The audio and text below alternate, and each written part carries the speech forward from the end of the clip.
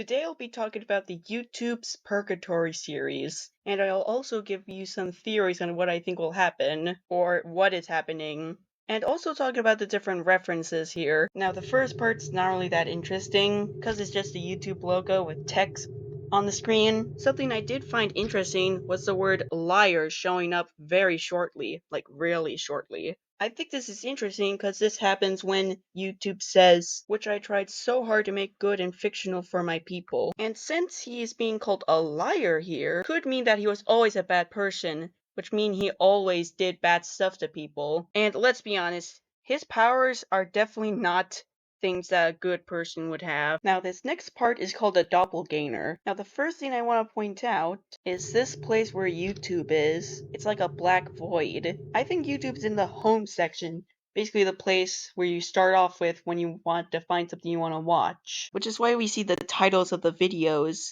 that he's gonna invade. Next is this weird Squidward creature. This character is actually called Imposter Ward, and he comes from a creepypasta called Krusty and Krabby. But you may know him from the Mistful Crimson Morning reboot mod from Friday Night Funkin'. That's also where I think this form comes from. And for fun, I'll just put on the intro to the song where he's from.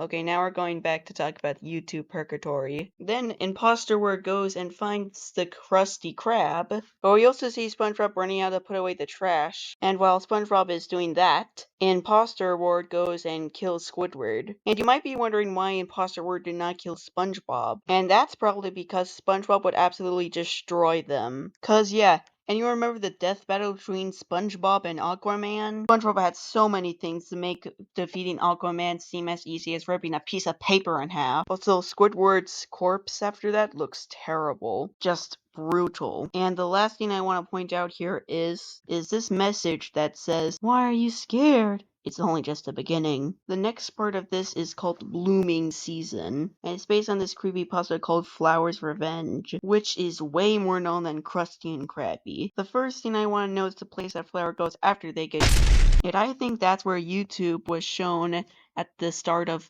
Doppelganger, and also YouTube is definitely the person talking to Flower here. But I think Flower's reaction is not because of what YouTube's telling her, but it's the realization that their whole entire world is just a video someone watches. Someone like 4. But I actually have a theory about 4 that I'll talk about later. Also, this death scene is brutal. One last thing I'm gonna point out is in the original Flower's Revenge creepypasta, they use a knife to kill everyone. But here, instead of using a knife, she uses an axe. Next, we have this video called Hope is Lost, and it shows 2 newspapers. The first one says that SpongeBob has been arrested for killing Squidward, which we know is not the case. And the second one is about weird sightings, but these weird sightings are just seen in Imposter Ward. And it's a really bad thing that SpongeBob is in jail, because the only person I think could possibly beat Imposter Ward is probably Sandy. The next part is just called Null.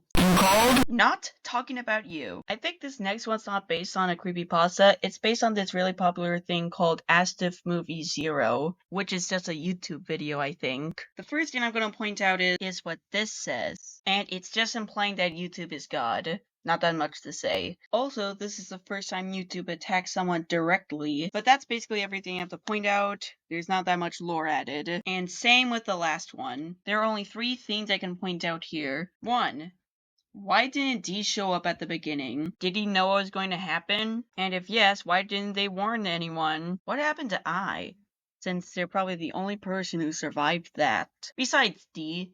And finally, what happens at the end? 4 things someone said it got my attention at the end, and here they are, being read to you. You think this is a way for you to handle this? I have to keep them safe from you. Was this all worth it? Are you satisfied with your actions? Okay, I know I was going to say I was going to talk about 4 at the end, but I just want to finish this video.